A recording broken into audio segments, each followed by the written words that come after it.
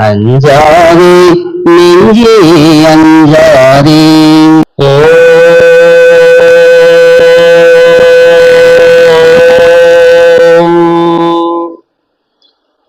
ஸ்ரீராமலிங்காய நமஹ.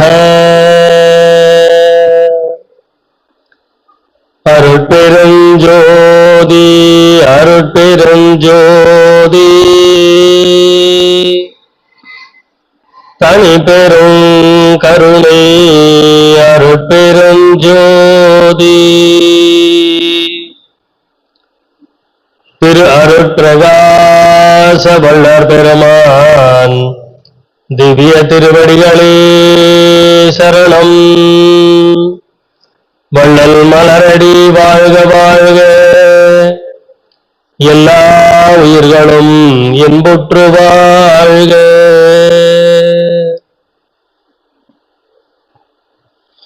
அனைவருக்கும் இனிய மாலை வணக்கம். 551வது சொற்பொழிவு. இது சாதாரண இலக்கு கிடையாது. 550 500 எல்லாம் தாண்டி ஒரு நிகழ்வு நடந்து கொண்டு வருகின்றது என்றால் அது வள்ளற் பெருமானின் அருள் ஆசி என்றே கருத வேண்டும். 551வது தொடர் சொற்பொழிவு. அதில் அடியேன் இன்றைய தினம் வந்ததன் நோக்கம், அடியேன் கடந்த 30ஆம் தேதி பணி ஓய்வு பெற்ற ஒரு அடிப்படையிலே அடுத்த முதல் வாரமே இங்கு நிகழ்ச்சி அமைய வேண்டும் என்று கேட்டுக்கொண்டதன்படி அடியேனுக்கு இன்றைய நிகழ்வு 35 வருடம் இந்தியன் ஆயில் நிறுவனத்திலே பணிபுரிந்து ஏப்ரல் 30ஆம் தேதி ஓய்வு பெற்றேன். இனி ஓய்வு என்பது அந்த உலகியல் பணியில் இருந்து அருளியல் பணி இன்றுதான் இப்பொழுதுதான் தொடங்கி இருக்கின்றது. 1ஆம் தேதி மே மாதத்திலிருந்து அருளியல் பணி தொடங்கி இருக்கின்றது. இனி உலகியல் பணி அவசியம் இல்லை, ஏனென்றால் அது நிறைவடைந்து விட்டது. அதனால இனிமே உலகியல் பணி என்பது நமது வாரிசுகள் பார்த்துக் கொள்வார்கள். இனி முழுவதுமாக அருளியல் பணியிலே நம் கவனத்தை செலுத்த வேண்டும் என்பது வள்ளற் பெருமானின் அருள் ஆசி. அந்த அடிப்படையிலே இந்த வாரம் இங்கே முதல் தேதி 30ஆம் தேதி பணி ஓய்வு, முதல் தேதி என்னுடைய சகோதரியின் இல்லத்திலே வள்ளல் பெருமான் விழா. அடுத்த நாளே இறைவனின் வள்ளல் பெருமானின் புகழை கேட்கவும் பேசவும் தொடங்கிய ஒரு அற்புதமான ஒரு புதிய வாழ்க்கை, அடுத்த இன்னிங்ஸ் அப்படின்னு சொல்லுவாங்க. அந்த வகையிலே இன்று அடுத்த சொற்பொழிவு, நாளை மறுநாள் மீண்டும் நெச்சப்பாக்கத்திலே சொற்பொழிவு. இப்படி வள்ளல் பெருமானின் புகழை பேசுவது என்பது நமக்கு கிடைத்த ஒரு பாக்கியம். அந்த அடிப்படையிலே அடியேன் என்ன புண்ணியம் செய்தேனோ, ஐயா நான் என்ன புண்ணியம் செய்தேனோ உன்னுடைய புகழை பேசுவதற்கு, என்னுடைய வேண்டுதல் எல்லாம் எப்பாரும் எப்பதமும் எங்கனும் நான் சென்றே என்பதை நினது அருள் புகழை இயம்பியிடல் வேண்டும் என்பதுதான். அந்த வகையிலே இன்று ஞானத்தையும் தவத்தையும் பற்றி உங்களுடன் எனது கருத்தை பரிமாறிக்கொள்ள ஆசைப்படுகின்றேன். வள்ளற் பெருமான்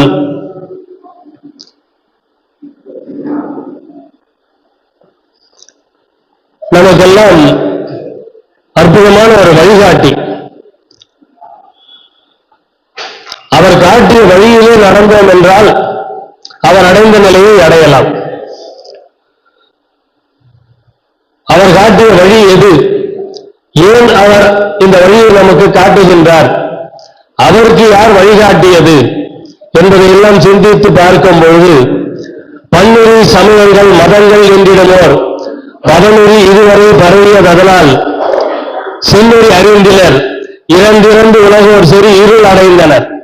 ஆதலின் இனி நீர் புன்னெறி தவிர்த்து ஒரு பொதுநெறியிலும் வாழ் புத்தமிழ் வருகின்ற சுத்த சன்மார்க்க தண்ணீரை செலுத்துக என்ற என் அரசே தனிநலராஜன் சர்க்குரு மணியே என்று வள்ளல் பெருமான் தான் இங்கு வந்த காரணத்தை எடுத்துச் சொல்லுவார்.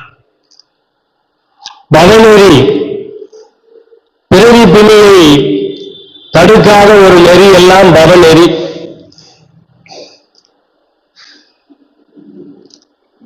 பிறவி பெருங்கடலாகிய இந்த பிறவியை நாம் கடந்து வர வேண்டும். அதை தடுக்காத நெறியெல்லாம் பவநெறி என்று வள்ளல் பெருமான் சொல்லுகின்றார். அந்த பவநெறி தான் இதுவரை இந்த உலகத்திலே பரவி இருக்கின்றது. அது எல்லாம் புன்னெறி, புனிதத்தை சொல்லாத ஒரு நெறி. அந்த புன்னெறியை தவிர்த்து ஒரு பொது நெறி ஆகிய சுத்த சன்மார்க்க தன்னெறியை இந்த புவியிலே உலகத்திலே செலுத்த வேண்டும். அதுவும் வான் புத்தமும் அருள்கின்ற சுத்த சன்மார்க்க தன்னெறி செலுத்துக என்று இறைவன் வள்ளல் பெருமானை இங்கே அனுப்பி இருக்கின்றார். அந்த பொதுநெறியாகிய சுத்த சன்மார்க்க தனி நெறி இதுதான் நம்மை எல்லாம் உய்விக்க கூடிய ஒரு அற்புதமான ஒரு நெறி. மற்ற நெறி அனைத்துமே புன்னெறி என்று சொல்லுகின்றார். அது எல்லாம் பவநெறி. நமது பிறவி பெருங்கடலை தாண்ட முடியாத, தாண்டுவதற்குண்டான வழியை சொல்லாத நெறிகள், அவைகளில் எல்லாம் எந்த விதமான ஒரு பிரயோஜனமும் நமக்கு இல்லை. இந்த சுத்த சன்மார்க்க தனி நெறி இது ஒன்றுதான் நம்மை வள்ளல் பெருமான் சொல்லி அந்த மரணமில்லா பெருவாழ்விற்கு எடுத்துச் செல்லக்கூடிய நெறி. இந்த நெறியை இந்த உலகத்திலே நீ பரப்ப வேண்டும் என்பதற்காக இறைவன் வள்ளல் பெருமானை இங்கே அனுப்பி இருக்கின்றார்.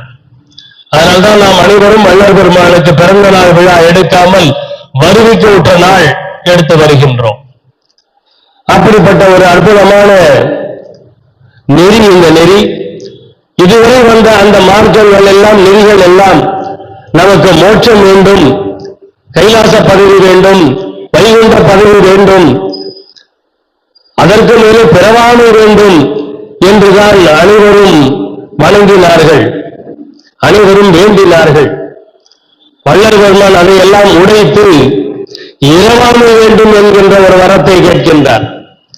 ஏன் இரவாமை வேண்டும் என்று கேட்கின்றார் என்றால், பிறவாமை வேண்டும் என்பது தவறான ஒரு வேண்டுகோள். மனிதன் இறந்தால் பிறந்து தீர வேண்டும் என்பதை வள்ளல் பெருமான் உணர்கின்றார். அவர்கள் எல்லாம் அதை உணராது பிறவாமை வேண்டும், பிறவாமை வேண்டும் என்று கேட்டு பிறந்து பிறந்து இறந்து இறந்து வீண் போய்க் கொண்டிருந்தார்கள். அதை கண்ணுற்ற வள்ளல் பெருமான் இங்கு பிறவாமை வேண்டும் என்று கேட்பது மிகவும் தவறு, அதனால் இரவாமை வேண்டும் என்று கேட்கின்றார். அதுதான் வள்ளல் பெருமானுடைய மார்க்கத்திற்கும் மற்ற மார்க்கத்திற்கும் உள்ள முக்கியமான வேறுபாடு. அகத்தை கருத்து புறத்து வெளுத்திருந்த உலகர் அனைவரையும் இந்த ஜகத்தை திருத்தி சன்மார சங்க தருவித்திட அவரும் இகத்தை வார்த்தை பெற்று மகிழ்ந்திருந்தற்கென்று இறைவனை அறிவிக்க உற்ற அருளை பெற்றேனே என்று பாடுகின்றார். இங்கே இருக்கக்கூடிய அறியாமை என்கின்ற அந்த மயக்கத்தில் இருக்கக்கூடிய இந்த மனிதர்களை எல்லாம், அறியாமை என்கின்ற மயக்கத்தில் இருக்கக்கூடிய மனிதர்கள், அதுதான் அகத்தை கருத்து இருக்கக்கூடியவர்கள். நம்ம அகத்தை கருத்துன்னா தீய எண்ணங்கள் அப்படின்ற எண்ணத்துக்கு போகக்கூடாது. அகத்தை கருத்து என்றால் அறியாமையை உள்ளடக்கி மாயையில் மயங்கி மதிமயங்கி பிறந்து பிறந்து இறந்து இறந்து வீண் போய்க் கொண்டிருக்கக்கூடிய இந்த மனிதர்களை எல்லாம் திருத்தி அவர்களை இந்த ஜகத்திலேயே நல்ல அறிவு விளக்கம் பெற்று இரவாமை என்கின்ற நிலையிலே அவர்கள் வாழ வேண்டும் என்பதற்காக வள்ளல் பெருமான் இங்கே இறைவனால் வருவிக்கு உற்றார். அதன் கூடவே அருளை பெற்றவரை என்று பாடி முடிக்கின்றார். சாதாரணமாக இது நிகழாது, இறைவனுடைய திருவருள் மாத்திரம் மட்டும்தான் இதை நிகழ்த்த முடியும். அதனால் அந்த இறைவனின் திருவருளை அடியேன் பெற்றிருக்கின்றேன், எனக்கு இது சாத்தியம் என்பதற்காக வள்ளல் பெருமான் அருளை பெற்றவனே என்று அந்த பாடலை நிறைவு செய்கின்றார். அப்ப அந்த அருள் அடைந்த வள்ளல் பெருமான் நமக்கு காட்டிய வழி எப்படிப்பட்ட வழியாக இருக்க முடியும்? அது நம்ம எல்லாம் மரணத்தை வெல்லக்கூடிய வழியா அப்படி மரணத்தை வெல்லக்கூடிய வழி என்றால் 200 ஆண்டுகள் கழித்தும் இன்னும் யாரும் சுத்த தேகம் கூட அடையவில்லையே. அப்பொழுது வள்ளல் பெருமான் காட்டிய அந்த வழி எப்படிப்பட்ட வழி? அது நம்மால் கடைபிடிக்க முடியுமா அல்லது கடைபிடிக்க முடியாதா? அல்லது கடைபிடித்து அந்த மரணத்தை வெல்லாமல் இருக்கின்றார்களா அல்லது கடைபிடிக்கவே முடியாதா? இப்படி ஒரு எண்ணம் எல்லோரிடமும் இருக்கின்றது. ஏனென்றால் வள்ளல் பெருமானுக்கு பிறகு யார் என்ற கேள்விக்கு இன்னும் பதில் இல்லை. இன்னும் பதில் இல்லை. வள்ளல் பெருமான் தான் அடைந்த அந்த நிலையை எப்படி அடைந்தார் என்று எவ்வளவு விளக்கம் காட்டியும் அதற்குண்டான வழிமுறைகளை மிகவும் எளிமையாக எடுத்துச் சொல்லியும் அந்த நிலையை இன்னும் ஒருவரும் எட்டுகின்ற நிலையில் கூட இல்லாமல் நமது வாழ்க்கையை நாம் அழித்துக் கொண்டிருக்கின்றோம். இதுவரை இருந்தது போல் இனியும் வீண் காலம் கழித்துக் கொண்டிராதீர்கள் என்ற வள்ளல் பெருமான் பேருபதேசத்தை தொடங்குவார். அப்படி வள்ளல் பெருமான் காட்டிய அந்த வழி நிலையிலே நாம் நிற்க வேண்டும் என்றால் அந்த வழிநெறி என்ன என்று நமக்கு தெரிய வேண்டும். வள்ளல் பெருமான் எப்படி அந்த நிலையை அடைந்தார் என்பது நமக்கு புரிய வேண்டும். நாம் பல சமய தெய்வங்கள், பல மார்க்கங்கள், மதங்கள் இப்படி வாழ்ந்து கொண்டிருக்கின்றோம். சைவம், சிவபெருமானை வணங்கக்கூடியவர்கள் எல்லாம் சைவம் சார்ந்தவர்கள். விஷ்ணுவை வணங்கக்கூடியவர்கள் எல்லாம் வைணவம் சார்ந்தவர்கள். சக்தி தேவியை வணங்கக்கூடியவர்கள் எல்லாம் சாத்தம் சார்ந்தவர்கள். கௌமாரம் என்பது முருக கடவுளை வணங்குபவர்கள் எல்லாம். காணாபத்தியம் என்பது விநாயகர் பெருமானை வணங்குபவர்கள். சௌரம் என்பது சூரியனை வணங்குபவர்கள். சமணர்கள் அருணை வணங்கக்கூடியவர்கள். இஸ்லாம் அல்லாஹ் என்பவரை வணங்கக்கூடியவர்கள். கிறிஸ்தவர் பரமபிதாவை வணங்கக்கூடியவர்கள். பௌத்தம் புத்தரையே வணங்கக்கூடியவர்கள். இப்படி பல தெய்வங்களை வைத்துக் கொண்டு பல சமயங்களை நாம் இங்கே பார்த்துக் கொண்டிருக்கின்றோம். இதிலே வள்ளல் பெருமான் எந்த சமயத்தை சார்ந்தவர்? வள்ளல் பெருமான் எந்த சமயத்தை சார்ந்தவர்? வள்ளல் பெருமான் விஷ்ணுவை திருமாலை பற்றி பாடியிருக்கின்றார். அப்பொழுது அவர் வைணவரா? சிவபெருமானை பற்றி பாடியிருக்கின்றார், அவர் சைவரா? முருகனை பற்றி பாடியிருக்கின்றார், அவர் கௌமார குலத்தவரா? சக்தியை பாடியிருக்கின்றார், அவர் சாக்தவரா? விநாயகரையும் பாடியிருக்கின்றார், காணாபத்திரரா? இப்படி எந்த சமயத்தைச் சேர்ந்தவர் வள்ளல் பெருமான்? எல்லாவற்றையும் பாடியிருக்கின்றாரே, அவர் எந்த சமயத்தைச் சேர்ந்தவர்? சமயம் கடந்தவர் என்றால் சமயம் அல்லாதவரா? இப்படி பல கேள்விகள் இன்னும் சன்மார்க்கத்திலே சன்மார்க்கிகளிடையே இருந்து கொண்டுதான் இருக்கின்றன. இந்த தெய்வங்களை எல்லாம் உண்மையாக இருப்பதாக நம்பிக்கொண்டு அந்த சமயத்தை சார்ந்தவர்கள் எல்லாம் பேசிக்கொண்டு வழிபட்டுக் கொண்டு வருகின்றார்கள். அந்த தெய்வத்தின் உண்மையை வள்ளல் பெருமான் விளக்குகின்றார். நமது உரைநடை பகுதியை எடுத்து பார்த்தோம் என்றால் அந்த தெய்வத்தின் உண்மையை வள்ளல் பெருமான் எப்படி விளக்குகின்றார் என்பது நமக்கு தெரியும். சைவம், வைணவம், பௌத்தம், சமணம் முதலான பல பெயர் கொண்டு பலபடவிருந்த அளவிருந்த சமயங்களும் அச்சமயங்கள் குறித்த சாதனங்களும் தெய்வங்களும் கதிகளும் தத்துவ சித்தி விகற்ப பேதங்கள் என்றும் எல்லாம் ஒரு சைவத்துல பிறந்திருக்கிறாங்க அப்படின்னா அவங்க அடையக்கூடிய கதி, வைணவத்துல பிறந்தாங்கன்னா அவங்க அடையக்கூடிய கதி, இப்படி பல அதனால சொல்றாரு சமயங்களும் அச்சமயங்கள் குறித்த சாதனங்களும் தெய்வங்களும் கதிகளும் தத்துவ சித்தி விகற்ப பேதங்கள் என்றும் அவ்வச்சமயங்களின் பல விரிந்த வேதங்கள், ஆகமங்கள், சாத்திரங்கள், புராணங்கள் முதலிய கலைகள் எல்லாம் தத்துவ சித்தி கற்பனை கலைகள் என்றும். அதெல்லாம் என்ன? கற்பனை. வள்ளல் பெருமான் சொல்வாரு, கண்மூடி வழக்கம் எல்லாம் மண்மூடி போக அப்படின்னு. அப்ப எதை கண்மூடி வழக்கம் என்று வள்ளல் பெருமான் சொல்கின்றார் என்றால், கலையுரைத்த கற்பனையை நிலையென கொண்டாடும் கண்மூடி வழக்கமெல்லாம் மண்மூடி போக என்று அந்த கலைகள் கற்பனையாக எதையெல்லாம் சொல்லி இருக்கின்றனவோ அதையெல்லாம் மண்மூடி போக வேண்டும் என்று சொல்லுகின்றார். அவைகள் கற்பனையாக எதையெல்லாம் சொல்லி இருக்கின்றன இதெல்லாம் தான் சொல்றாரு. சமயங்கள், அதனுடைய சாதனங்கள், தெய்வங்கள், கதிகள் இவையெல்லாம் தத்துவ சித்தி விகற்ப பேதங்கள். இவையெல்லாம் கற்பனையாக சொல்லப்பட்டவை. இந்த கற்பனைகள் எல்லாம் மண்மூடி போக வேண்டும் என்று வள்ளல் பெருமான் ஒரு பாடலிலே சொல்லுகின்றார். பல பெயர்கள் கொண்டு பலபட விரிந்த மதங்களும் மார்க்கங்களும் சுத்த சன்மார்க்க அனுபவ லேச சித்தி பேதங்கள் என்றும். சுத்த சன்மார்க்க அனுபவம் வந்துச்சுன்னா மற்ற மதங்கள், சமயங்கள், மார்க்கங்கள் அதனுடைய உச்சகட்ட அனுபவங்கள் சுத்த சன்மார்க்க அனுபவங்களின் லேச சித்தி பேதங்கள். ஒரு சின்ன ஒரு துணுக்கு தான் அது, அணு அளவு கூட கிடையாது மற்ற சமய மதங்களின் அனுபவ நிலைகள். அதனுடைய உச்சகட்ட அனுபவம் சன்மார்க்கத்தில் தொடக்க நிலை அனுபவமாக இருக்கும். அதுதான் இங்க சொல்றாரு, சுத்த சன்மார்க்க அனுபவ லேச சித்தி பேதங்கள் என்றும் கேள்விப்பட்டிருக்கின்றன. ஆகலில் அத்திருவார்த்தைகளில் உண்மையான நம்பிக்கை கொண்டு அவற்றின் உண்மைகளை உள்ளபடியே உணர்த்த பெற்று அவைகளின் அனுபவங்களை அடைதல் வேண்டுவது பற்றி அவ்வச்சமய மதாச்சாரங்களை சிறிதும் அனுட்டியாது நிற்றலும். அப்ப இதுவரைக்கும் அந்த சமயங்கள், மதங்கள், மார்க்கங்கள் அதனுடைய எதையுமே நாம் அனுட்டிக்க கூடாது என்பதை வள்ளல் பெருமான் தெளிவாக இங்கே எடுத்து சொல்லுகின்றார். இந்த உரைகளை நம்ம படிச்சதுக்கு அப்புறமாவும் அந்த சமயங்கள், மதங்கள், மார்க்கங்கள் அதையெல்லாம் நம்ம பேசிக்கிட்டு அதையெல்லாம் அனுஷ்டிக்கிட்டு இருந்தோம் அப்படின்னா நம்ம சுத்த சன்மார்க்கத்திலே நுழையவில்லை என்றுதான் பொருள். வள்ளல் பெருமான் ரொம்ப சொல்றாரு, அவ்வச்சமய மதாச்சாரங்களை சிறிதும் அனுட்டிராது நிற்றலும் அவற்றை சத்திய உணர்ச்சி கொள்ளாமல் விடுதலும் வேண்டும். உபதேசம், இதெல்லாம் ஞான உபதேசம்.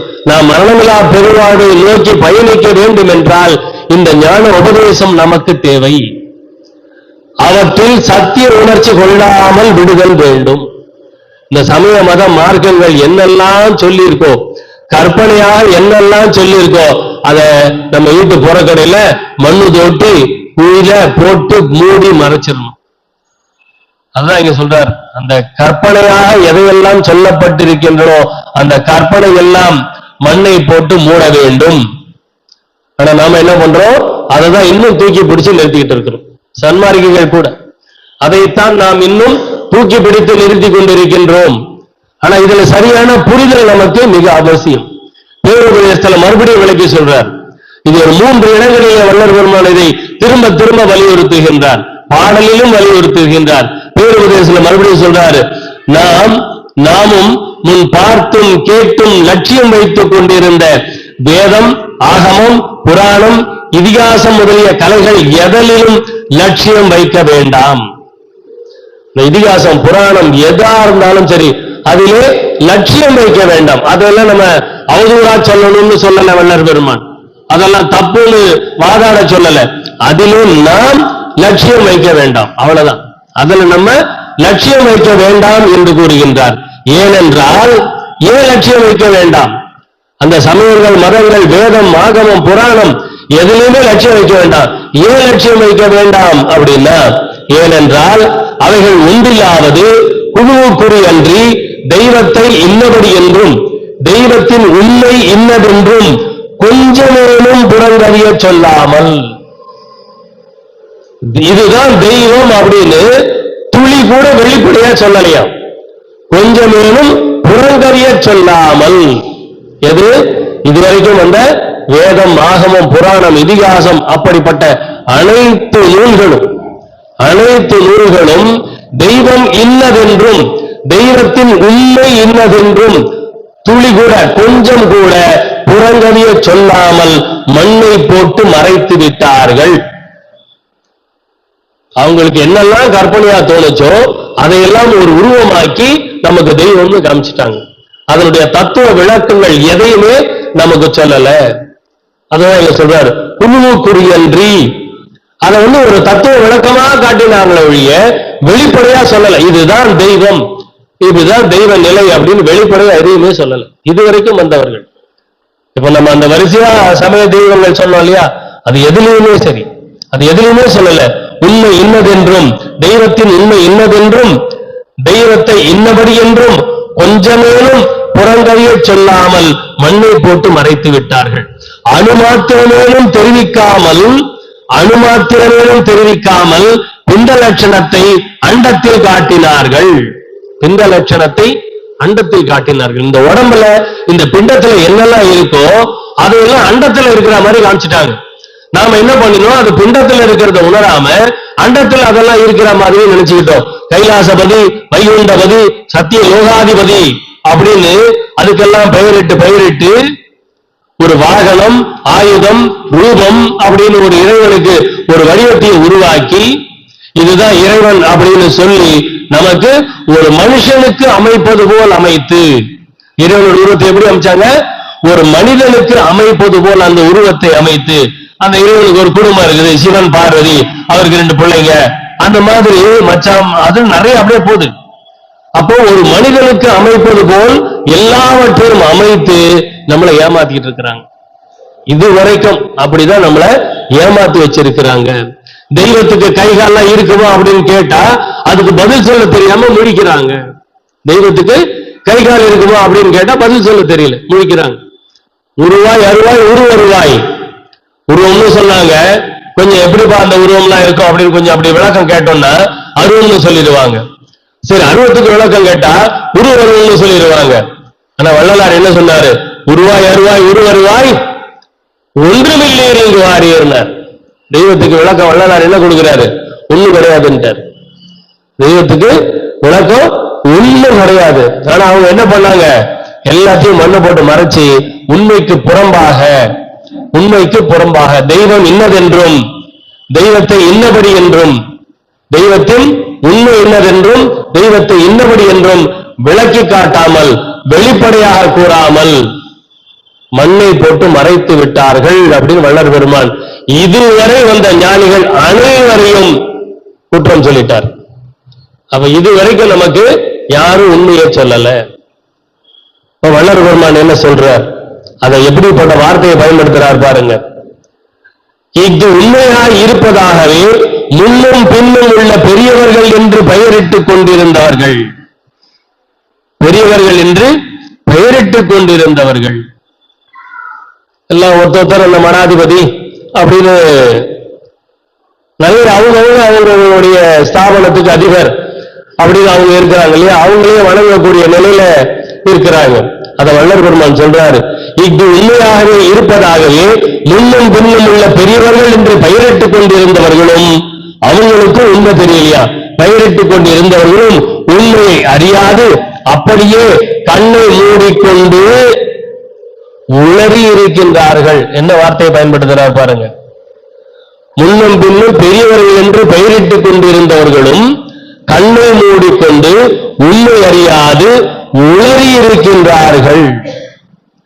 அப்ப தெய்வம் என்ன அப்படின்னு வேதம், ஆகமம், புராணம், இதிகாசம் எல்லாத்தையும் எடுத்து பார்த்தா அதெல்லாம் ஒரு உளறல். நான் சொல்லல, வள்ளலார் சொல்லியிருக்கிறார். சண்டை போடணும், அவர்கிட்ட சண்டை போடுங்க, என்கிட்ட சண்டை போடாதீங்க. பெரியவர்கள் என்று பெயரிட்டுக் கொண்டிருந்தவர்களும் உண்மையை அறியாது அப்படியே கண்ணை மூடிக்கொண்டு உளறி இருக்கின்றார்கள். ஆனால் ஆதியிலே இதை மறைத்தவன் ஒரு வல்லவன். அவன் மறைத்ததை இதுவரைக்கும் ஒருவரும் கண்டபாடில்லை. அவன் பூட்டிய அந்த பூட்டை ஒருவரும் திறக்கவில்லை. இதுவரைக்கும் அப்படிப்பட்ட பூட்டை உடைக்க ஒருவரும் வரவில்லை. எவ்வளவு விவரமா கொடுக்கிறார் பாருங்க. அதை மறைத்தவன் ஒரு வல்லவன். அவன் பூட்டிய பூட்டை இதுவரை ஒருவரும் கண்டபாடில்லை, அதை திறந்தபாடில்லை. அந்த பூட்டுக்கு சாவியாலேயே உடைச்சாது போடலாமா, அதை உடைக்கவும் ஒருவரும் வரவில்லை. இது அத்தனையும் வள்ளல் பெருமான் உடைத்து, ஏன்னா அந்த பூட்டை சாவி போட்டு திறந்தா மறுபடியும் யாராவது பூட்டிடுவான். ஆனா வள்ளல் பெருமான் என்ன பண்ணார்? அந்த பூட்டை உடைச்சு தூக்கி போட்டார். இனிமேல் அதை பூட்டவே முடியாது. தெய்வத்தின் உண்மையை இதுக்கு மேல யாராலையும் மறைக்க முடியாது. வள்ளல் பெருமான் சொல்லிட்டாரு அப்படின்னா அதுக்கப்புறமா அதை மறுபடியும் என்ன பண்ணிடுவாங்க? மறைச்சிருவாங்களோ அப்படின்னு அந்த பூட்டை வள்ளல் பெருமான் உடைத்து தூக்கி எறிந்து விட்டார். அந்த பிண்ட லட்சணத்தை அண்டத்தில் காட்டினார்கள். என்னையா அந்த பிண்ட லட்சணம்? பிண்ட லட்சணம் என்ன? நமக்கு பிரம்மா, விஷ்ணு, ருத்ரன், மகேஸ்வரன், சதாசிவன் அப்படி எல்லாம் நம்மளுக்கு காமிச்சாங்க. எங்க காமிச்சாங்க? வெளியில காமிச்சாங்க. பிரம்மா அங்க இருக்கிறாரு, விஷ்ணு இங்க இருக்கிறாரு, மகேஸ்வரன், சதாசிவன் அப்படின்னு எல்லாரையும் அந்த அண்டத்துல காமிச்சுக்கிட்டே இருந்தாங்க. நம்ம உடனே அப்படியே வானத்தை பார்த்து கையெடுத்து கும்பிட்டு உட்காந்துருக்கோம். ஆனா அதெல்லாம் என்ன? பிண்ட லட்சணத்தை அண்டத்தில் காட்டினார்கள் அப்படின்னு வள்ளலார் சொல்றார். அப்ப பிண்டத்துல யார்? அதெல்லாம் பிண்டத்தில் கோஷத்திற்கு மேல் இருப்பது பிரம்மா. இததான் அண்டத்துல காமிச்சிட்டாங்க. தொப்புள், அந்த தொப்புள் இருக்கிறது யாரு? விஷ்ணு, திருமால். அது அண்டத்துல காமிச்சாங்க. அது ஒரு அந்த கொடி மாதிரி இருக்கும் அந்த பிரம்மா விஷ்ணுவோட இதை பாத்தீங்கன்னா. அடுத்தது இதயம், ருத்ரமூர்த்தி. இருதயம் ருத்ரமூர்த்தி அப்படி காமிச்சாங்க, கண்டம் மகேஸ்வரனை இப்படி காமிச்சாங்க, அண்ணாக்கு சதாசிவத்தை அண்ணாக்களை காமிச்சாங்க, புருவ மத்தி பிந்து.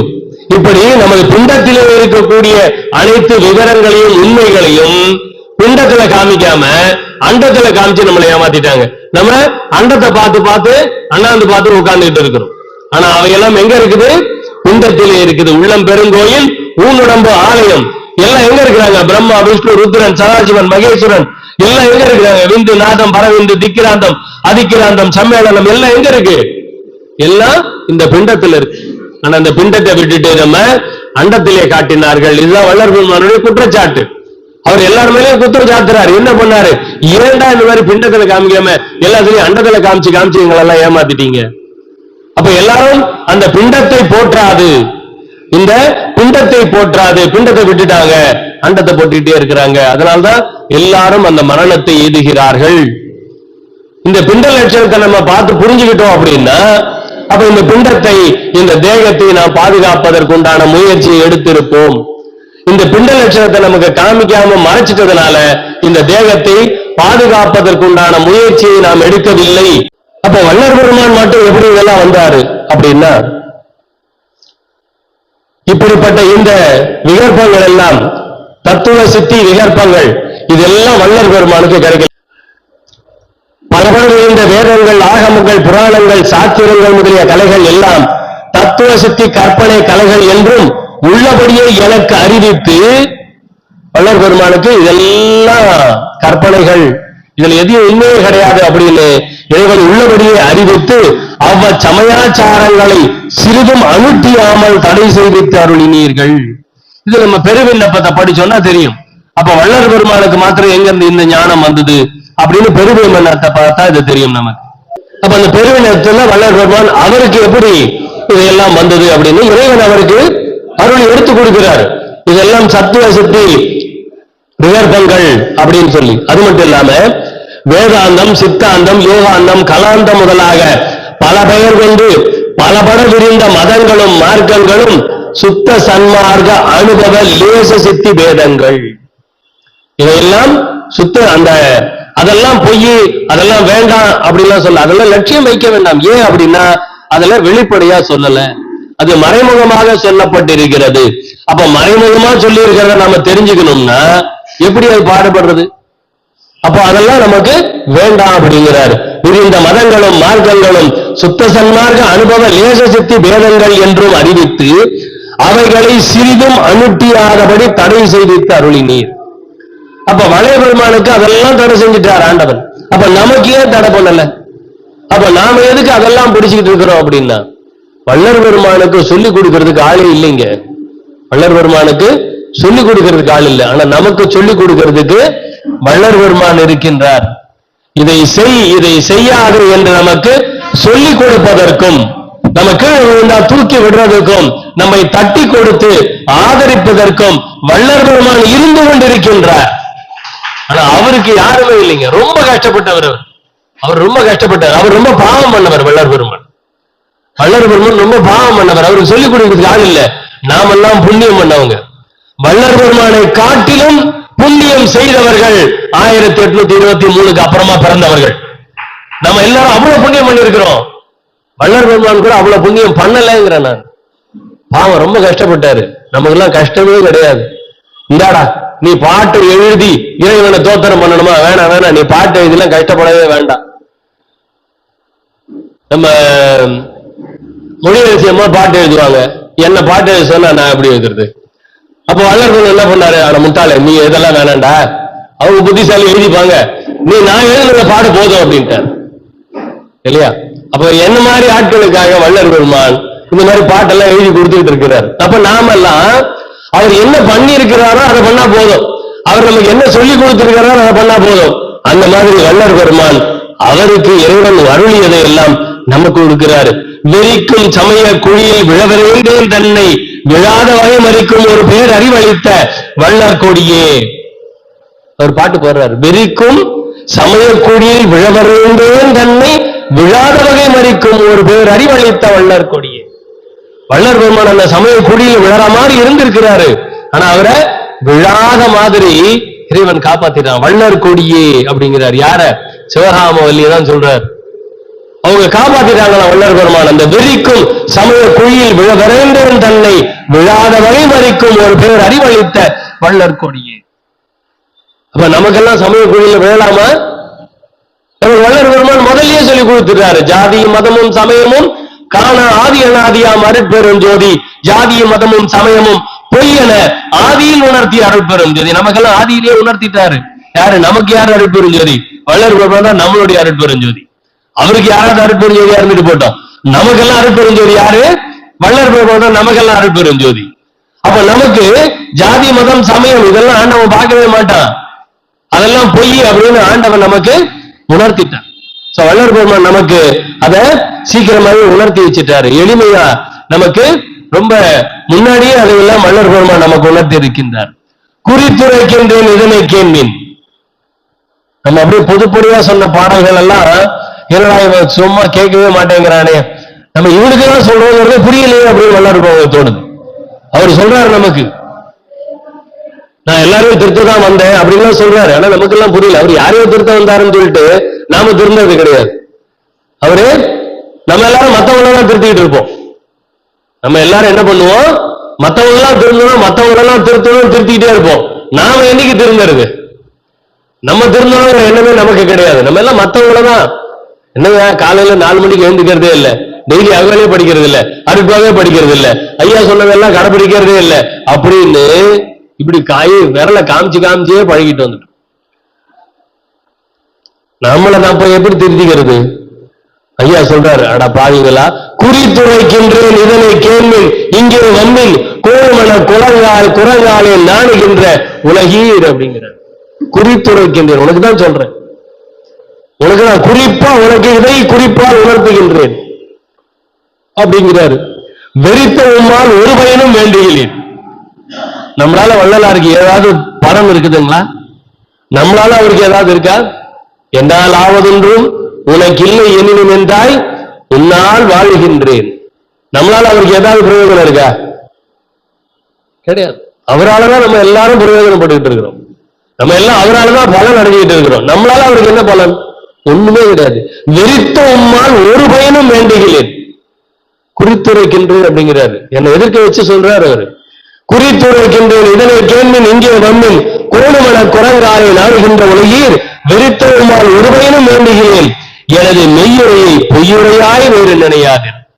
கொடுமையான காலையா வள்ளர் பெருமான். பாவையா அவரு இல்ல, அவரை பார்த்தா எனக்கு ரொம்ப பாவமா இருக்கும். எனது மெய்யுரையை பொய்யுரையாய் வேறு நினையாது. நம்ம நம்புறதே கிடையாது. நம்பிக்கைங்கிறது நமக்கு வரதே கிடையாது. மரணமென பெருவாவில் வாழ்ந்திடலாம் கண்டீர். நம்பிக்கை வருதா நமக்கு? நமக்கு ஏன் நம்பிக்கை வரல? உடனே அதுக்கு யாராவது அடைஞ்சு காமிச்சாங்களா, அப்புறம் எப்படி நம்ம நம்புறது அப்படிம்போம். ஆனா நம்பிக்கை இருக்கணும் முதல்ல. மரணமில்லா பெருவாழ்வு சாத்தியம் அப்படிங்கிற நம்பிக்கை முதல்ல நம்மளுக்கு இருக்கணும். இருக்குமா? இருக்கா இல்லையா? சத்தமா எல்லாரும் இருக்குன்னு சொல்லுங்களேன். வள்ளலார் சந்தோஷப்படுவார். வேற ஒண்ணும். பொறித்த மதம் சமயம் எல்லாம் பொய் பொய்யே அவற்றில் புகுதாதீர். பொறித்த மதம் சமயம் எல்லாம் பொய் பொய்யே அவற்றில் புகுதாதீர். அதுல போகவே கூடாதுன்றார். பொறித்த மதம் சமயம் எல்லாம் பொய் பொய்யே. அப்படியே திருப்பதிக்கு போய் மொட்டை அடிச்சுட்டு வந்துடுறேன், உள்ள போறதுன்னா திருத்தணிக்கு கூட்டிட்டு போய் காது கூட்டிட்டு வந்துடுறேன். அப்புறமா சனி பிடிச்சிருச்சு, எந்த கோயிலுக்கு போகணுங்க? சனி பிடிச்சா திருநள்ளாறு. அப்படியே போறது, காளகஸ்திக்கு அந்த பக்கம் போறது, இந்த பக்கம் திருநள்ளாறு போறது, நவகிரகத்தை போய் சுத்தி வர்றது, இதெல்லாம் என்ன? இதுதான் ஐயா சொல்றாரு. பொறித்த மதம் சமயம் எல்லாம் பொய் பொய்யே அவற்றில் புகுதாதீர்.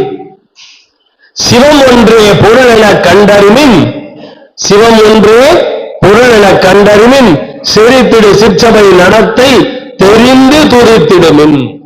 அதை தெரிந்து துதித்திடுமின். முதல்ல புறத்துல தெரிஞ்சுக்கணும், அப்புறம் அகத்துல தெரிஞ்சுக்கணும். எதை? சிற்சபை நடனம். சிற்சபை நடனம்னா என்னது? ஆன்மாவே சபையாகவும் அதன் உள்ளொளியே பதியாகவும், ஆன்ம பிரகாசம், அதற்குள் இருக்கும் பிரகாசம் கடவுள் பிரகாசம், அதன் அசைவு நடனம், அதையே நடராஜ நடனம் என்று சொல்லப்பட்டது. அதான் சிற்சபை நடனம். அதை தெரிந்து துதித்திடுமின். அப்ப அந்த சிற்சபை நடத்தை தெரிந்து அதை துதிக்க வேண்டும். அது எப்படி சிற்சபை நடனத்தை எப்படி நம்ம தெரிஞ்சுக்கிறது? அதை எப்படி நம்ம துதிக்கிறது? அந்த சிற்சபை நடத்தை தெரிந்து துதித்திடுமின் சித்தியெல்லாம் இத்தினமே சத்தியம் சேர்ந்திடுமே. நம்ம இறைவனுடைய அருள் அடைவதற்கு வள்ளல் பெருமான் ஒரு நேரக்கெடு கொடுத்திருக்கிறார். எவ்வளவு நேரம் தெரியுங்களா? இறைவனோட அருள் அடையணும்னா நம்ம பிறவியா எடுத்து அருள் அடையணுங்கிறோம்.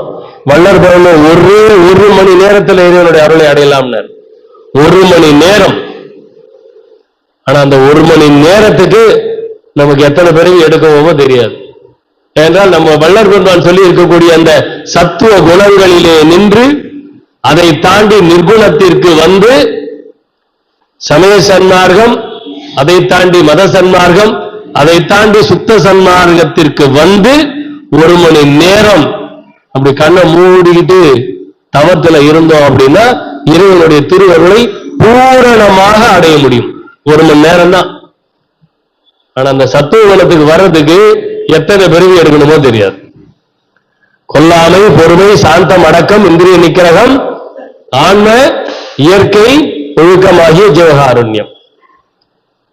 அப்ப இந்த 6 குணங்களை அடைவதற்கு எத்தனை பிறவி எடுக்க வேண்டுமோ தெரியும். அதை தாண்டி நிர்குணத்திற்கு வர வேண்டும். அதுக்கு எவ்வளவு பிறவியோ. ஆனால் இறைவனுடைய திருவருளை அடைவதற்கு 1 மணி நேரம் போதும் அப்படிங்கிறார். ஆனா நம்ம இறைவனை எப்படி பண்ணிட்டு இருக்கிறோம்? மெய்ப்பந்து வண்ணர் என்றும், படிக வண்ணர் என்றும், இறையில் ஒளி உருவர் என்றும், இயல் அருவர் என்றும் வாய்ப்பந்தல் இடுவதன்றி உண்மை சொல்ல வல்லார் மண்ணிடத்தும் விண்ணிடத்தும் மற்றிடத்தும் இலையே. சொல்றதுக்கு ஆள் இல்ல, மற்றிடத்திலும் சொல்வதற்கு ஆள் இல்லைன்றார். வாய்ப்பந்தல் இடுவது, இந்த வாயிலேயே வட சொல்றாங்கன்னு கேள்விப்பட்டிருக்கீங்க இல்லையா? அதுதான் இங்க வள்ளல் பெருமான் அப்படி நாசுக்கா வாய்ப்பந்தல் இடுதல் அப்படின்றார்.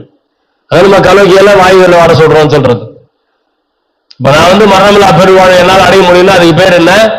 வாயில வட சொல்றது. ஒரு முயற்சி எடுக்காம நான் அடைஞ்சுவேன்னு சொன்னா அது வாயில வட சொல்றது. அதெல்லாம் இங்க சொல்றாரு, மெய்ப்பாண்டி வண்ணர் என்றும், படிக வண்ணர் என்றும், இலையில் ஒளி உருவர் என்றும், இயல் அருவர் என்றும் வாய்ப்பந்தல் இடுவதன்றி உண்மை சொல்ல வல்லார் மண்ணிடத்தும் விண்ணிடத்தும் மற்றிடத்தும் இலையே. இறைவன் எப்படிப்பட்டவன் யாரால சொல்ல முடிஞ்சது? சொல்ல முடியல. காற்றுருவோ கனலுருவோ கடவுள் உரு என்பார், காற்றுருவும் கனல் உருவும் கண்டுரைப்பீர் என்றால் வேற்றுறவே புகழ்வர், அதை வேறொன்றால் மறுத்தால் வீழ்த்து விழித்து எம்போழ்வார் மிகவும் மறுகின்றார். என்னையா, காத்துதான் தெய்வம், கடல் தான் தெய்வம், சூரியன் தான் தெய்வம், சந்திரன் தான் தெய்வம், மாத்தி மாத்தி ஒண்ணுதான் தெய்வம் தெய்வம்னு சொன்னா அதெல்லாம் இல்ல இல்ல நம்ம ஆதாரங்களோட நிரூபிச்சா வேற வழியா சொல்றது. அதையும் இல்லைன்னு சொல்லிட்டா முழிக்க வேண்டியதுதான். தெய்வம் என்ன அப்படின்னு யாராலையும் சொல்ல தெரியாது. ஆகம முடிமேல் ஆரண முடிமேல் ஆகமின்றோங்கி அருட்பெரும் ஜோதி. ஆகமங்கள் ஆரணங்கள் தெய்வத்தை என்னதென்று எப்படி சொன்னாலும் அதுக்கு மேல போய் நிற்கிறான் தெய்வத்தினுடைய நிலை. அப்ப ஆகமும் சொல்ல முடியல, ஆரணமும் சொல்ல முடியல, யாராலையும் சொல்ல முடியல. விண்ணிடத்தும் மண்ணிடத்தும் மற்றிடத்தும் சொல்ல வல்லார் எவரும் இல்லை அப்படிங்கிறாரு. அப்படிப்பட்ட ஒரு நிலையை வள்ளல் பெருமான் நமக்கு எடுத்துக் கொடுக்கிறார். தெய்வங்கள் பல பல சிந்தை செய்வாரும், சேர்கதி பல பல செப்புகின்றாரும், பொய் வந்த கலைபல புகழ்ந்திடுவாரும், பொய் சமயாதியை மெச்சுகின்றாரும். எப்படிப்பட்டவங்க? மெய் வந்த திருவருள் விளக்கம் ஒன்றில்லார். அருள் விளக்கம் இல்லாதவர்கள். எது? தெய்வங்கள் பல பல. உயிருக்கு உடம்புல உயிர் எத்தனை இருக்கும்? 2 இருக்கும், 3 இருக்கும் சொல்ல முடியுமா? 1 தானே இருக்கும். அப்ப அதே மாதிரி இந்த உலகத்துல தெய்வம் அப்படின்னா 1 தான் இருக்க முடியும். அந்த உள்ளத்துக்கு இவ்வளவு பேர் வச்சிட்டு இருக்கிறாங்கன்றது தெரியாம இதுதான் என் தெய்வம், இதுதான் என் தெய்வம். தெய்வங்கள் பல பல சிந்தை செய்வாரும், சேர்கதி பல பல செப்புகின்றாரும், பொய் வந்த கலை பல புகழ்ந்திடுவாரும், பொய் சமயாதியை மெச்சுகின்றாரும், மெய் வந்த திருவருள் விளக்கம் ஒன்றில்லார். மேல் விளைவு அறிகில. பின்னாடி என்ன நடக்கும்? மரணம் தானே வரும், அது தெரிஞ்சுக்கிறது இல்லை. அதனால்தான் சன்மார்க்கம் மட்டும்தான் என் மார்க்கம், இறப்பைக்கும் சன்மார்க்கம். மற்ற மார்க்கம் எல்லாம் மரணத்தில் கொண்டு விட்டு விடும். எவ்வளவு பெரிய நிலையில இருந்தாலும் அவர்களுடைய முடிவு மரணம் தான். அத பெருமையா ஜீவசமாதின்னு சொல்லுகிறது, வேற ஒண்ணும் கிடையாது. ஜீவசமாதி என்பது மரணம் தான். எந்நாட்டும் இறப்பொழிக்கும் சன்மார்க்கம், சன்மார்க்க சங்கத்தவர்கள் அல்லால் அதனை எற்றி நின்று உழைக்க வல்லார் இவர்களில் எவரும் இல்லை கண்டீர் அப்படின்னு வள்ளலார் பாடுறார். மேல்களை வருகிறார், வீண்கழிக்கின்றார், மெய்வந்த திருவருள் விளக்கம் ஒன்றில்லார். மேல்களை வருகிறார், அவர்கள் என்ன பண்ணணுமா? அவருக்கு அறிவருள் வீர், அவருக்கு அறிவருள் வீர், அவங்களுக்கு அறிவை கொடு அப்படின்னு வேண்டார். அப்ப இறைவன் யாரு? அந்த உண்மையை வள்ளலார் எப்படி சொல்றாரு? எங்கதான் சொல்றாரு அந்த உண்மையை? உறைமனம் கடந்த ஒரு பெரு வெளிமேல் அரசு செய்து ஓங்கும் அருட்பெரும் ஜோதி. இந்த மனம் கடந்த நிலை, உரை மனம் கடந்த மனம். ஒரு நாளைக்கு எவ்வளவு சிந்தனை வருது நமக்கு? 80 கோடி. ஒரு நாளைக்கு நம்ம சிந்திக்கக்கூடிய விஷயம் 80 கோடி சிந்தனை ஒரு நாளைக்கு வருதா நமக்கு? அந்த மனம் அந்த 80 கோடி சிந்தனையும் இல்லாமல் இருக்கும் பொழுது கிடைக்கக்கூடிய அனுபவம் தான் ஆண்டவன். ஒரே மனம் கடந்த ஒரு பெருவெளி மேல். அப்ப அந்த வெளி அப்படின்னு சொல்லும் பொழுது அது எப்ப நமக்கு கிடைக்கும், எப்ப தோன்றும்? இந்த மனம் செயல்படாத நிலையில் மாத்திரம்தான் நமக்கு அது சாத்தியமா. ஒரே மனம் கடந்த ஒரு பெருவெளி மேல் தனுகரண ஆதிகள் தாம் கடந்து அறியும் ஒரு அனுபவமாகிய அருட்பெரும் ஜோதி. இறைவனை அனுபவத்தால் தான் அறிய முடியவே அது இது என சுட்டி காட்ட உணாது. இதுதான் இறைவன் அப்படின்னு சுட்டி காட்ட முடியுமா? அப்படின்னா சுட்டி காட்ட முடியாது. அது இது என சுட்டி காட்ட உணாது. பொது உணர்வுணரும் போதலால் பிரித்தே அது எனில் தோன்ற அருட்பெரும் ஜோதி. இப்படி இறைவனுடைய உண்மையை வள்ளல் பெருமான் எடுத்து சொல்லி அவர் என்ன பண்ணாரு? வள்ளல் பெருமான் என்ன பண்ணாரு? பாட்டமொரு சிறியனே செய்வகை அறியாது மனதிக மயங்கி ஒரு நாள் மண்ணில் கிடந்து அருளை உண்ணி உலகியலை மறந்து துயில்கின்ற போது. வார்த்தைகள் எல்லாம் ரொம்ப கவனமா வள்ளல் பெருமான் கையாண்டிருப்பார். அந்த ஆளுமை அப்படின்னு சொல்லுவாங்க. வள்ளல் பெருமானுடைய அருட்பாவிலே அந்த ஆளுமையை நம்மளால பார்க்க முடியலாம். வாட்டமொரு சிறியனே செய்வகையை அறியாது மனமிக மயங்கி ஒரு நாள் மண்ணில் கடந்து அருளை உண்ணி. இந்த உலகத்துல தான் வாழ்ந்துட்டு இருக்கிறார். ஆனா எப்படி? அருளை நினைத்துக் கொண்டு, அருளை உண்ணினா அருளை நோக்கி பயணித்துக் கொண்டு அருளை உண்ணி உலகியலை மறந்து. நாமெல்லாம் எப்படி தூங்குறோம்? நாமெல்லாம் எப்படி தூங்குவோம்? அடுத்த நாள் என்ன செய்யணும் அப்படின்னு பிளான் பண்ணிட்டு தான் தூங்கும். வள்ளல் பெருமான் உலகியலை மறந்து துயில்கின்ற போது, உலகியலை மறந்து துயில்கின்ற போது, அதனால்தான் சொல்லுவாரு உலகியல் சிறிதும் உளம் பிடியாவகை. நமக்கு சாத்தியம் இல்லாத ஒரு விஷயம். வள்ளல் பெருமான் அடைந்த நிலை யாரும் ஏன் அடையல அப்படின்னா இந்த மாதிரி நம்ம தூங்குறது இல்லை. உலகியலை மறந்து துயில்கின்ற போது உலகியல் சிறிதும் உளம் பிடியாவகை. அது அவருக்கு வாய்ச்சது, நமக்கெல்லாம் வாய்க்க மாட்டேங்குது. உலகியலை மறந்து துயில்கின்ற போது நாட்டமொரு வைகரையில் என் அருகணைந்து, வைகரையில் என் அருகணைந்து என்னை நன்புற எழுப்பி, இறைவன் வள்ளல் பெருமானை எழுப்பி, மகனே நல் யோகம் ஞானம் எனினும் புரிதல் இன்றி நீ நலிதல் அழகோ. யோக ஞானம் பண்ணாம நீ இப்படி சுத்திக்கிட்டு இருக்கியே, இப்படி வீணா போறியே, இது அழகோ அப்படின்னு இறைவன் வள்ளல் பெருமானை எழுப்பி சொல்றாரா. ஏன் இறைவன் வள்ளல் பெருமானை எழுப்பி சொன்னாரு? நம்மளே எழுப்பி சொல்ல மாட்டேங்கிறாரு. அவர் உலகியலை மறந்து துயில்கின்ற போது, அந்த உலகியலை மறந்து அவர் துயில்கின்ற போது எப்படி? அருளை உண்ணி அருளை அடைய வேண்டும் என்ற எண்ணத்தோடு உலகியலை மறந்து வள்ளல் பெருமான் உறங்கும் பொழுது, துயில்கின்ற போது இறைவன் அவர் அருகணைந்து என்னை நன்றுற எழுப்பி, மகனே நல் யோக ஞானம் புரிதல் இன்றி நீ நலிதல் அழகோ. எழுந்து ஈட்டுக என் எண்ணம் பலிக்க அருள் அமுது உண்டு இன்புறுக. அருள் அமுதம் உண்டு இன்புறுக. அப்ப யோகம் ஞானம் பண்ணா நமக்கு அமுதம் கிடைக்கும். அதை இறைவன் வள்ளல் பெருமானுக்கு உணர்த்தி வள்ளல் பெருமானை எழுப்பி, அதான் வள்ளல் பெருமானை ஏன் எழுப்பி சொன்னார்? நம்மளையே எழுப்பி வள்ளலார் சொல்றது இல்லை அப்படின்னா, நம்ம அருளை உண்ணி இறைவனிட போய் நின்றுட்டு நம்ம என்ன வேண்டோம்? அருளையா வேண்டோம்? இல்லையே, அருளை வேண்டுவதே கிடையாது. நாம் பொருளையே வேண்டிக் கொண்டு வாழ்ந்து கொண்டிருக்கின்றோம். அருளை வேண்டதெல்லாம் ரொம்ப ரொம்ப கம்மி. பொருளை வேண்டிதான் பேரம் தான் பேசுறது ஆண்டவன் கிட்ட. அவன்கிட்ட டீல் தான் பேசுறோம். வள்ளல் பெருமான் டீல் பேசினாரு. என்ன டீல் பேசினாரு அப்படின்னா, எனக்கு அருள் கொடுக்கலன்னா உனக்கு தான் அசிங்கம் டீல் பேசினார். எனக்கு அருள் கொடுக்கலன்னா உனக்கு தான் அசிங்கம், நீ அசிங்கப்படாத, நீ அசிங்கப்படக்கூடாது, எனக்கு நீ அருள் கொடுக்கணும்னு டீல் பேசினார்.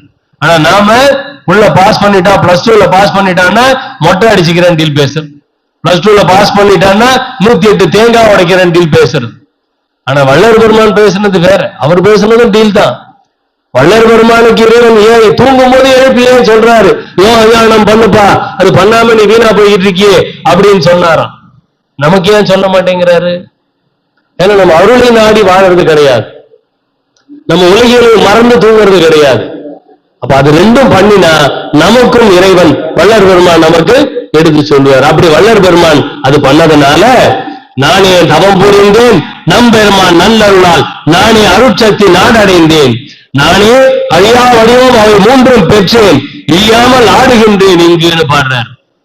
அப்ப அந்த யோகம் ஞானம் புரிதல் இல்லாம நலிவது அழகல்ல என்பதை வள்ளல் பெருமான் உணர்ந்து தவம் பண்ண ஆரம்பிக்கிறார். எத்தனை ஆண்டு தவம் பண்ணாரு? 12வது வயசுல 26 ஆண்டு தொடங்கி அப்படிங்கிறார். 26 ஆண்டு தொடங்கி 12 வயசுல வள்ளல் பெருமான் தவம் பண்ண ஆரம்பிக்கிறாரா. தர்மசாலையில் இருக்கும்போது தவம் கைகூடுகின்றது. தர்மசாலையில் இருக்கும்போது 1870 ஆண்டு. அப்ப கிட்டத்தட்ட 47 வருடங்கள். 12ல ஆரம்பிச்சு 35 வருட தவம். 35 வருஷம் தவம் கிடைச்சதுக்கு அப்புறம் என்னைக்கு நமக்கு தெரியாது. குத்து மதிப்பா 35 ஆண்டுகள் வள்ளல் பெருமானுடைய தவ பயன். நானே தவம் புரிந்தேன் நலன் அருளால் அருட்சக்தி நாடு அடைந்தேன், நானே அழியா வடிவம் அவை மூன்றும் பெற்றேன். சுத்த தேகம், பிரணவ தேகம், ஞான தேகம் என்கின்ற அந்த 3 தேகத்தையும் வள்ளல் பெருமான் பெற்றார் என்று பாடுகின்றார். எல்லாம் செய் வல்லதுரை என்னை மனம் புரிந்தார், எவ்வளிகள் யார் எனக்கு இங்கு ஈடு. சவால் விடுறாருங்க வள்ளல் பெருமான். நம்ம எல்லாரும் வள்ளல் பெருமானை வணங்கிட்டு இருக்கிறோம். வள்ளல் பெருமானை வணங்கக்கூடாதுன்னு வள்ளலாரே சொல்லிட்டாரா? வள்ளல் பெருமான் என்னை வணங்கக்கூடாது வள்ளல் பெருமான் சொல்லிட்டார் அப்படிங்கிறதுனால வள்ளல் பெருமானை வணங்கக்கூடாது நாளைக்கு பண்ணிட்டு இருக்கிறாங்க. அப்ப இந்த பாடல்களுக்கு எல்லாம் என்ன பொருள்? எல்லாம் செய் வல்லதுரை என்னை மனம் புரிந்தார், எவ்வுலகில் யார் எனக்கு இங்கு ஈடு உரை நீ தோழி. எந்த உலகத்தில் எனக்கு ஈடு யார் இருக்கிறாங்க நீ சொல்லு அப்படின்னு வள்ளல் பெருமான் சவால் விடுறார். எவ்வுலகில் யார் எனக்கு இங்கு ஈடு உரை நீ தோழி. நல்லோர் மிக கூட்டுடையார், இந்திரர் மாமுனிவர் நான்முகர் நாரணர் எல்லாம் வான்முகராய் நின்று பல்லாரில் இவள் புரிந்த பெருந்தவத்தை நம்மால் பகர்தரிது என்கின்றார். அவங்க எல்லாரும் பிரம்மா விஷ்ணு ருத்ரன் மகேஸ்வரன் சதாசிவன் எல்லாரும் நின்றுட்டு இவ பண்ணது வள்ளல் பெருமான் தன்னை பெண்ணாக பாவித்து தான் பாடுவார். அது சொல்றாங்க. அவங்க எல்லாரும் பல்லாரில் இவள் புரிந்த பெருந்தவத்தை நம்மால் பகர்தரிது. இவ என்ன தவம் பண்ணாலோ தெரியலையே. வள்ளல் பெருமான சொல்றாங்களா அவங்க எல்லாரும், இவ என்ன தவம் பண்ணாலோ தெரியலையே, இந்த தவத்தினுடைய பெருமையை நம்மளால சொல்ல முடியாதான். இவள் புரிந்த பெருந்தவத்தை நம்மால் பகர்தறிது என்கின்றார். சிற்சபையில் நடம் புரியும் வல்லானை மணந்திடவும் பெற்றனன், இங்கு இவளே வல்லாள் என்று உரைக்கின்றார் நல்லோர்கள் பலரே. இவள்தான் வல்லாள், இவள்தான் எல்லோரிலும் பெரியவள் என்று அவர்கள் எல்லாம் உரைக்கின்றார்களாம். ஆனா நாம வள்ளலார பெரியவர்னு சொல்றதே கிடையாது. இகத்தும் பரத்தும் பெரும் பலன்கள் எல்லாம் பெருவித்து இம்மையிலே முகத்தும் உளத்தும் கழிதுழும்ப மூவா இன்ப நிலையமர்த்தி ஜெகத்துள்ளவர்கள் மிக துதிப்ப தக்கோன் என வைத்து. ஜகத்துள்ளவர்கள் மிக துதிப்ப. எப்படி வள்ளல் பெருமான் தோன்றும் துணையாக இருக்கக்கூடிய காலத்திலேயே ஜகத்துள்ளவர்கள் மிக துதிப்ப. வள்ளல் பெருமானுடைய கையெழுத்து சிதம்பரம் ராமலிங்கம் அப்படிங்கிற கையெழுத்து நிறைய கடிதங்கள்ல இருந்து கட் பண்ணி எடுக்கப்பட்டிருக்கிறது அப்படின்னு சொல்லி போடுவார் நம்ம பாலகிருஷ்ண பிள்ளை. எடுத்து என்ன பண்ணாங்களாம், அதை பூஜை ரூம்ல வச்சு பூஜை பண்ணுவாங்களாம். வள்ளல் பெருமானுடைய அந்த கையெழுத்தை எடுத்து வைத்து பூஜை அறையில் வைத்து பூஜை செய்வார்களாம். இப்ப வள்ளல் பெருமான் இங்க சொல்றாரு, ஜகத்துள்ளவர்கள் மிக துதிப்ப தக்கோன் என வைத்து என்னுடைய அகத்தும் புறத்தும் விளங்குகின்றாய். வள்ளல் பெருமானை தக்கோன் என வைத்து ஜகத்துள்ளவர்கள் இந்த உலகத்தில் இருக்கிற அத்தனை பேரும் துதிப்பதற்கு உண்டான நிலை வள்ளல் பெருமானுக்கு இருக்கின்றது என்பதை வள்ளல் பெருமானுடைய வாக்கிலேயே நமக்கு சொல்லுகின்றார். அவர் போய் கும்பிடாதன்னா என்ன அர்த்தம்? அப்படி தத்துவம் எல்லாம் எந்தன் வசமாக்கி, தத்துவம் எல்லாம் எந்தன் வசமாக்கி. ஒரு தத்துவத்தையாவது நம்மளோட கண்ட்ரோல்ல கொண்டு வந்திருக்கிறோமா? ஒரு தத்துவத்தையாவது. ஒரு 23 தத்துவங்கள் வள்ளல் பெருமான் பட்டியலிட்டு சொல்லுவார். மனம், புத்தி, சித்தம், அகங்காரம், மாயை, மாமாயை, பெருமாயை அப்படின்னு சொல்லி திரோதாயி அப்படின்னு வரிசையா ஒரு 23 தத்துவங்களை சொல்லுவார். அதுல மரணம் என்கின்றது கடைசி தத்துவம். அது ஒரு தத்துவத்தை நம்மளுடைய வசம் வைத்திருக்கின்றோமா? இல்ல. இங்க வள்ளல் பெருமான் தத்துவம் எல்லாம் எந்தன் வசமாக்கி சாகா வரத்தையும் தந்து என தேற்றி வந்து உள்ளே கலந்து கொண்டு எல்லா உலகமும் போற்ற உயர்நிலை ஏற்றி. அங்க ஜகத்துள்ளவர்கள் மிக துதிப்பேனாரு. இன்னொரு பாட்டுல எல்லா உலகமும் போற்ற உயர்நிலை ஏற்றி அப்படின்னு பாடுறாரு. அப்ப வள்ளல் பெருமான் எங்க இருக்கிறாரு? எல்லா உலகமும் போற்றுவதற்குரிய இடத்திலே வள்ளல் பெருமான் இருக்கின்றார். அவரை போய் கும்பிடக்கூடாதுன்னா எப்படிங்க? இத்தனை என்று நின்று எண்ணிடல் ஒன்னா என்பதை யாவையும் அன்பினில் கொண்டு சத்தியமாம் சிவசத்திய என்பால் தந்து என்னை யாவரும் வந்தனை செய்யவே அமர்த்தி, என்னை யாவரும் வந்தனை செய்யவே என்னை அமர்த்தி. அப்ப வள்ளலார கும்பிடாதவங்க எல்லாம் இந்த யாவரும் அப்படிங்கிற கேட்டகரியில வரலன்னு அர்த்தம். அவங்க இந்த யாவரும் அப்படிங்கிற கேட்டகரியில இல்ல. வள்ளலாரை வணங்காதவர்கள் எல்லாம். பண்ணிய என் பூஜையிலே பலித்த பெரும் தெய்வம், பாடுகின்ற மறைபொடியில் ஆடுகின்ற தெய்வம், திண்ணியன் என்று என உலகம் செப்ப வைத்த தெய்வம். திண்ணியன்னா எப்படிப்பட்டது? திண்ணியன் அப்படின்னா அவன்தான், அதுக்கு மேல ஒண்ணும் கிடையாது அப்படின்னு அர்த்தம். திண்ணியன் என்று என உலகம் செப்ப வைத்த தெய்வம், சிற்றபையில் விளங்குகின்ற தெய்வம் அதே தெய்வம் அப்படின்னு பாடுவார். ஆற்றாத அடிச்சிறியேற்கு ஆற்றல் மிக கொடுத்து அம்மையுமாய் அப்பையுமாய் ஆதரித்து, அம்மையுமாய் அப்பனுமாய் ஆதரித்து அன்புடனே போற்றாத குற்றமெல்லாம் பொறுத்தருளி எனை இப்பூதலத்தார் வானகத்தார் போற்றி மதித்திடவே. இந்த பூதலத்தார் வானகத்தார் போற்றி மதித்திடவே. வள்ளல் பெருமானுடைய வாக்கிலேயே அவருடைய நிலை என்ன என்பதை தெளிவுபடுத்தி சென்றிருக்கின்றார். ஆனா நாம வள்ளல் பெருமானை வணங்கக்கூடாதுன்னு பேசிட்டு இருக்கிறோம். வாழி என்று என்னை மால் அயன் ஆதியர் வந்து அருட்பேர் ஆழி என்றே துதித்தேத்த புரிந்தனை. யாரு? வாழி என்றே என்னை மால் அயன் ஆதியர் வந்து அருட்பேர் ஆழி என்றே துதித்தேத்த புரிந்து. அவங்க எல்லாம் வந்து வள்ளல் பெருமானை துதிக்கிறாங்க. ஆனா நமக்கு துதிக்கிறதுக்கு மனசு வர மாட்டேங்குது ஐயா. அவங்க எல்லாம் வந்து துதிக்கிறாங்களா வள்ளல் பெருமானை? எல்லாத்தையும் தாண்டி ஐவர் செய்யும் தொழில் எனக்கே அளித்தாய். இதெல்லாம் தாண்டி ஐந்தொழில் யார் பண்ணிட்டு இருக்கிறாங்க? இப்போ பிரம்மா விஷ்ணு எல்லாம் ரிட்டையர் ஆயிட்டாங்க ஐயா. நான் தான் ரிட்டையர் ஆனேன்னு நினைச்சேன். எனக்கு முன்னாடி அவங்க எல்லாம் ரிட்டையர் ஆயிட்டாங்க. பிரம்மா விஷ்ணு எப்ப ரிட்டையர் ஆனாங்க? வள்ளல் பெருமான் 1870 ஞானதேகம் பெற்ற பொழுது அவங்களெல்லாம் ரிட்டையர்மெண்ட் கொடுத்து அனுப்பிட்டார் ஆண்டவன். ஐந்தொழில் ஐவர் செய்யும் தொழில் எனக்கே அளித்தாய், நின் அருள் அமுது என் கைவரச் செய்து உண்ணுவித்தாய், கங்கணம் என் கரத்தணிந்தாய், சைவரனும் நின்னடியார் சபை நடுவே வைத்தருளி தெய்வம் என்று வளர்க்கின்றாய், சிற்சபையில் நடிக்கின்றாய். வள்ளல் பெருமான் வளர்ந்தது எப்படிங்க? வள்ளல் பெருமான் வளர்ந்தது எப்படி? தெய்வம் என்றே வளர்க்கின்றாய். இப்ப வள்ளல் பெருமான் நாமெல்லாம் எப்படி வளர்க்கிறோம்? தருதல அப்படின்னு என்ன எத்தனை நேரம் எங்க வீட்டுல திட்டிருப்பாங்க. ஆனா வள்ளல் பெருமான் தெய்வம் என்றே வளர்ந்தவர். அப்படிப்பட்ட அருளாளர், நமக்கெல்லாம் வழிகாட்டியாக முன்மாதிரியாக, அவரு வெறும் வழிகாட்டி கிடையாது, முன்மாதிரியாக அவர் என்ன சொன்னாரோ அதெல்லாம் செய்து காட்டி அதனுடைய பலன் இப்படித்தான் அப்படின்னு, வான் செய்து கொண்டதை நான் செய்து கொண்டேன் அப்படின்னு தன்னை காட்டாத வானமாகி என்று வானம் எப்படி தன்னை காட்டாது மறைத்துக் கொண்டிருக்கிறதோ அவர் அதே போல தன்னை காட்டாது மறைத்துக் கொண்டிருக்கின்றார். இங்கதான் இருக்கிறாரு, நமக்கு தான் தெரியறதில்லை, ஊன கண்களுக்கு தெரிவதில்லை. தன்னை காட்டாது மறைத்துக் கொண்டிருக்கின்றார். அவர் அருளி அந்த அருட்பாடல்கள், திருவருட்பா பாடல்களை நாம் பாடினோம் என்றால் ஒரு தரம் படிக்கில் உடல் பொறி கரணம் ஓய்ந்து உயிர் அனுபவம் கூடும். அவர்தான் அப்படி இருக்கிறாரு. அப்படின்னா அவருடைய பாடல்கள் எல்லாம் எப்படிப்பட்ட பாடல்கள்? நான் உரைக்கும் வார்த்தை எல்லாம் நாயகண்டன் வார்த்தை நம்புமினோ நமரங்கள். இதெல்லாம் யார் பாட்டையா? ஆண்டவனுடைய பாடல். அப்படிப்பட்ட பாட்டை ஒரு தரம் படிக்கில் உடல் பொறி கரணம் ஓய்ந்து உயிர் அனுபவம் கூடும். இருதரம் படிக்கில் எண்ணிலா சித்தி இணைந்து அருள் அனுபவம் கூடும். மறுதரம் அதையே முத்தரம் படிக்கில் மண் இறை அனுபவம் கூடும். எத கருதரும் வள்ளல் கனிவுடன் உரைத்த கவின் அருட்பாவில் ஓர் கவியே. ஒவ்வொரு பாட்டும் வள்ளல் பெருமானுடைய மரணமிலா பெருவாழ்வை நமக்கு உணர்த்தும், மரணமிலா பெருவாழ்விற்கு வழிகாட்டும் அப்படிப்பட்ட பாடல்கள். அவருடைய நாமம் மாறாத வல்வினை நோய் வந்தாலும், வந்தையோடு சேராத பாவம் எல்லாம் சேர்ந்தாலும் தீராதென்று யார் சொன்னார்?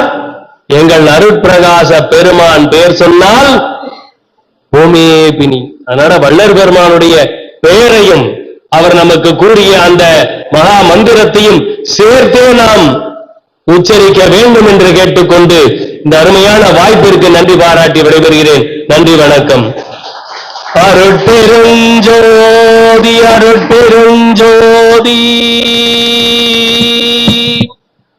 தனி பெரும் கருணை அருட்பெருஞ்சோதி திரு அருட்பிரகாச வள்ளல் பெருமான் திவ்ய திருவடிகளே சரணம். வள்ளல் மலரடி வாழ்க வாழ்க, எல்லா உயிர்களும் இன்புற்று வாழ்க.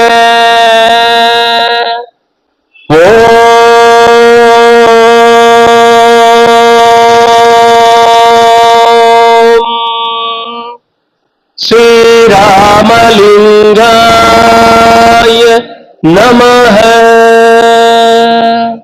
நன்றி.